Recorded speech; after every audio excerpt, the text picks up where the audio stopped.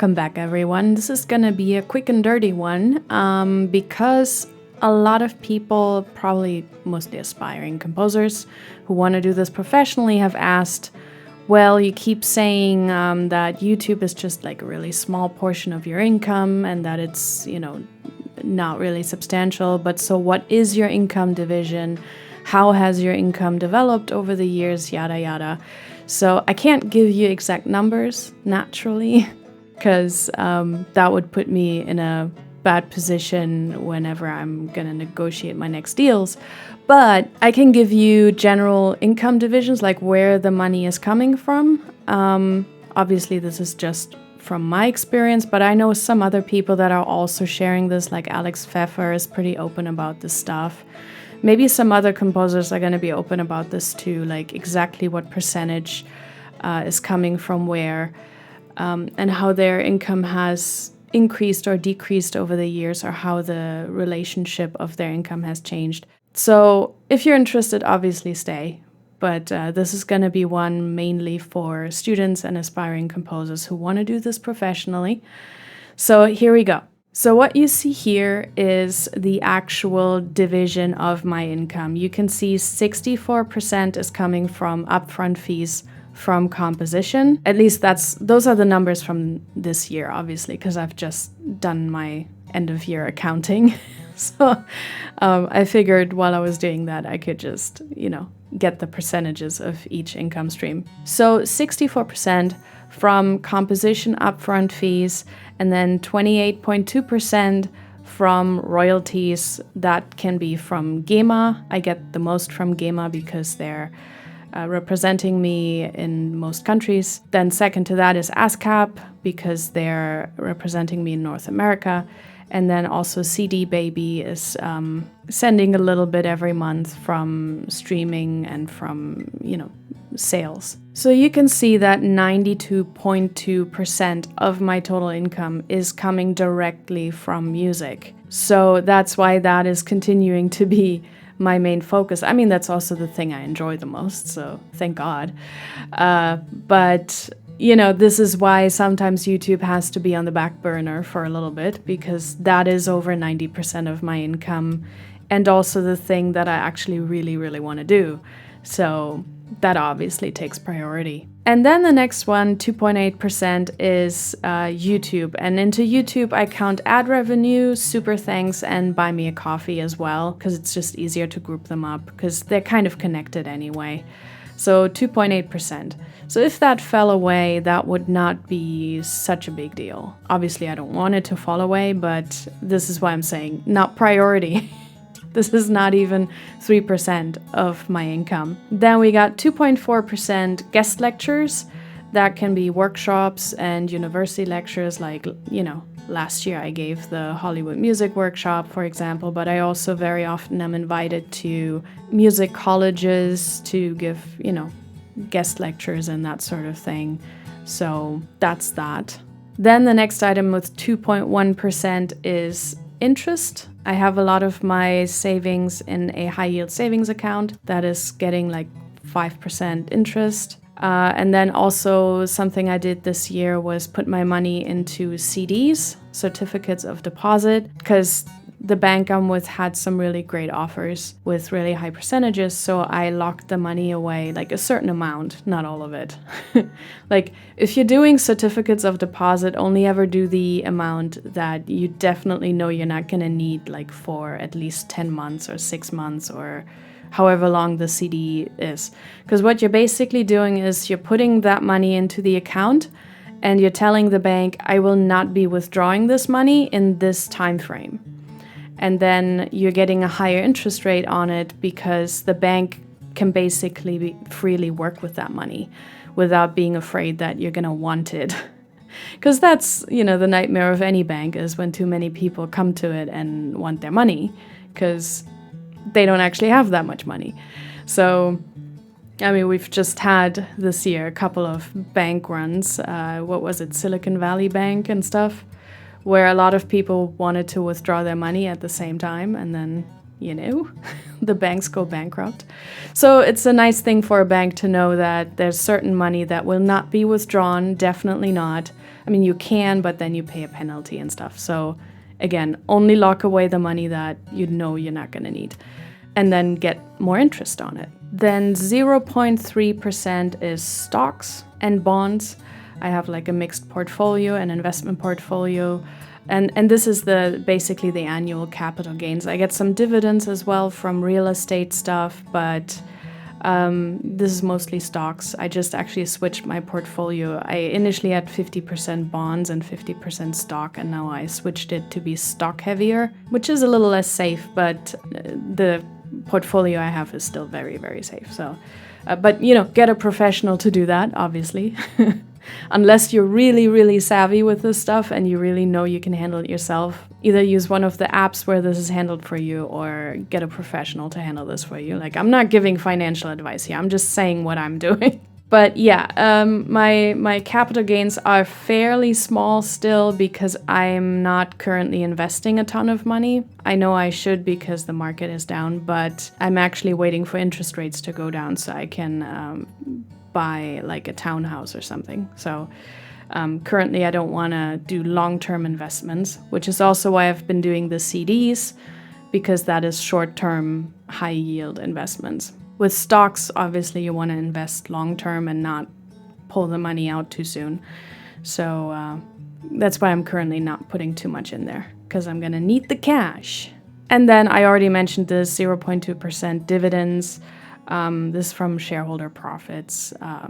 Mostly I think I'm getting dividends from my real estate investments, but again, I'm not super, I know where my stocks are and I know how to access everything and I know how it's divided, but I don't decide that myself. I just let other people, smarter people that know this kind of stuff, move the money around however they see fit. So now another question that students often ask me is, what is the division between direct income and royalties every year? And royalties are a bit of a fickle thing. Like, you can't rely on royalty payments to come in because something can happen. Even if something aired, maybe the cue sheets were registered too late and then it's postponed and yada yada. So don't rely on royalties, but obviously it's nice to have them. Up until 2018, as you can see, I did not actually get any royalties. So that was the first year I actually got proper royalties. And you can see that 2020 was a bad royalty year. 2019, 2018 were pretty good. It seems to be roughly the same over the years in relation to the direct income, save for 2020. But 2020 was a special year, I guess. So it seems to be around the same percentage of my income, which is like what, between 30 and 40 for the most part. Yeah, that's around where it is every year, it would appear. And then the next question that students also often ask is, what has been the increase or decrease every year in total income? Because obviously this business is quite fickle, so you will not have the same income every year. Some years are really good and then others are less good. So here you can see the 10-year development of my total income. So green is the total. Funny enough, every 2 years it seems to dip down and then shoot up beyond what it was 2 years prior. So it seems like I'm getting a nice raise every 2 years. 2017 was kind of the first year that I was like middle class. Before that, it was bad. Like, these years were basically like below, it was low income, like below the poverty line. And you can also see those were the years where I did not get any royalties whatsoever.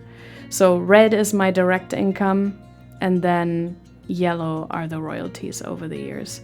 They've been going up very slightly, but not by much. Definitely the direct income has risen way faster than the royalty income.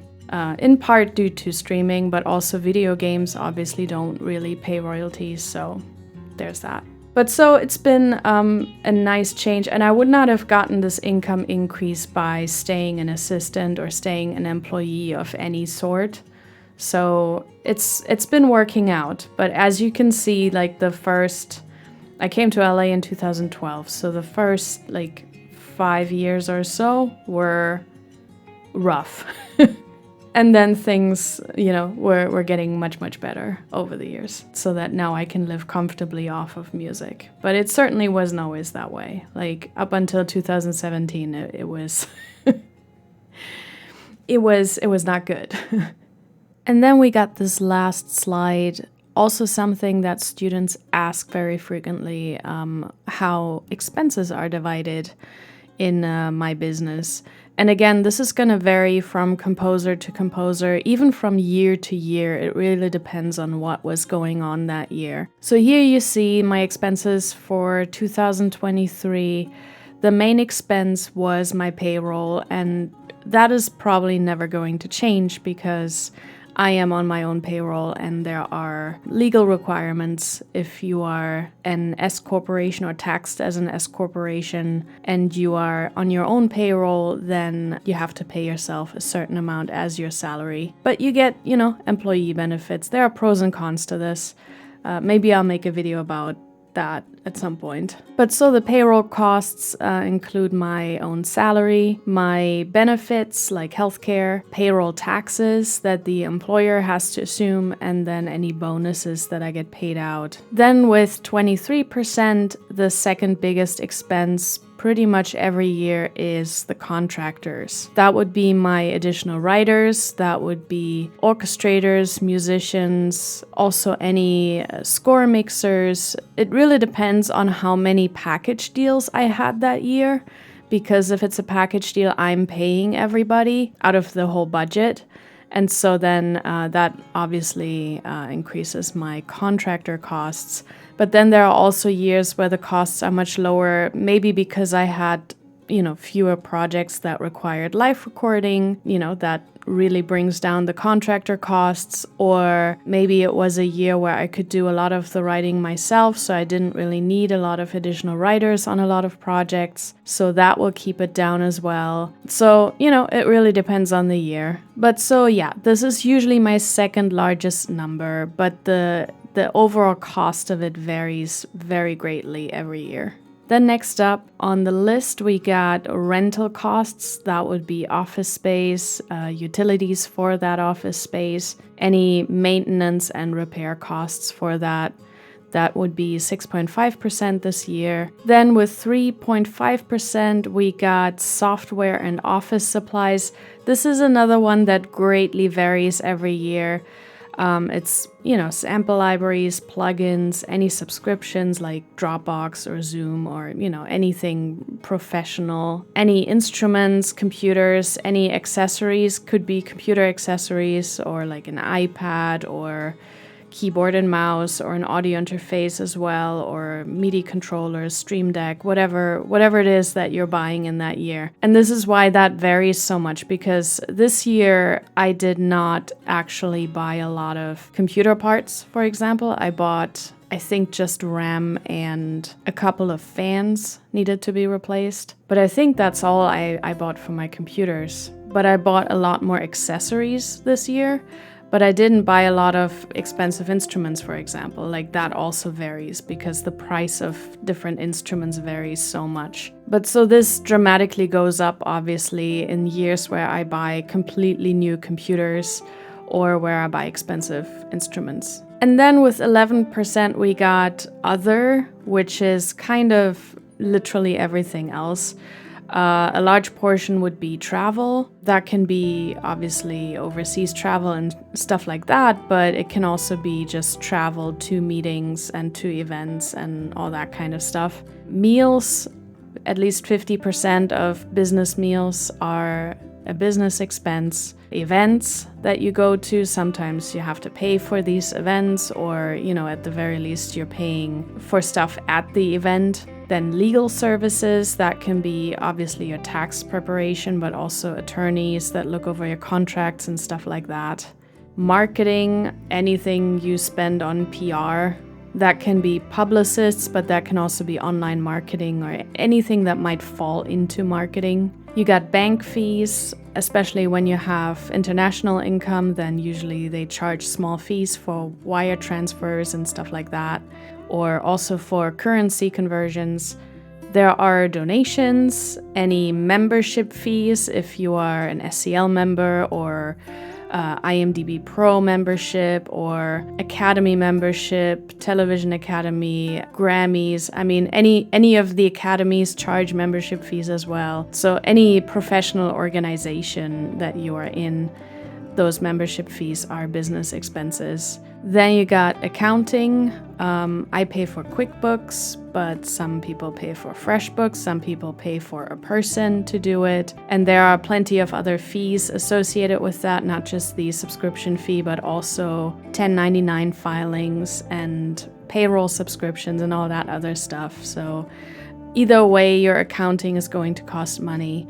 Then there's really small expenses like postage, government filings. That's usually like business licenses and stuff like that, or information filings and stuff like that. It's usually very small amounts, but it's in there. But so this is why we often say, you're in this for the long haul. The first couple of years are going to be quite rough. Obviously, you have to be able to afford to stick it out, which is kind of what makes this industry a bit inaccessible to a lot of people. And this is also why I always tell people, if you're coming to LA, come with a lot of savings. Try and come with a starting capital, because it's gonna be rough at first to finance your life.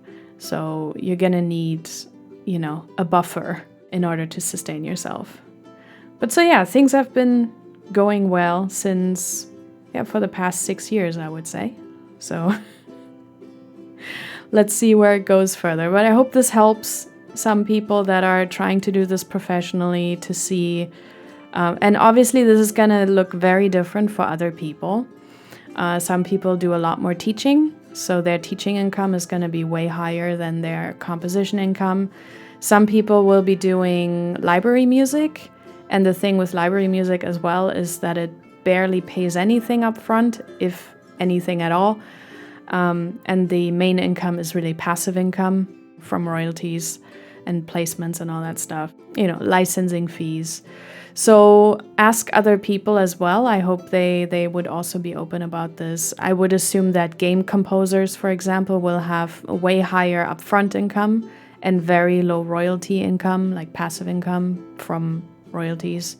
Obviously, they can have other passive income. So depending on what your focus is, these things are going to shift. Like I'm currently shifting a little bit more into video games in general. So I'm thinking that probably my royalty income is not going to get higher. If anything, it's probably going to dip eventually because of the video games. But then the upfront income will get higher over time. So depending on what you focus on, these graphs are going to change, and depending on who you ask. So anyway, this is my situation. I hope this is helpful to anyone out there pursuing this professionally, trying to set up their business, and just graduating or just coming into this out of another job or something, and seeing how long it's going to take. Definitely, at a minimum, 5 years, I would say.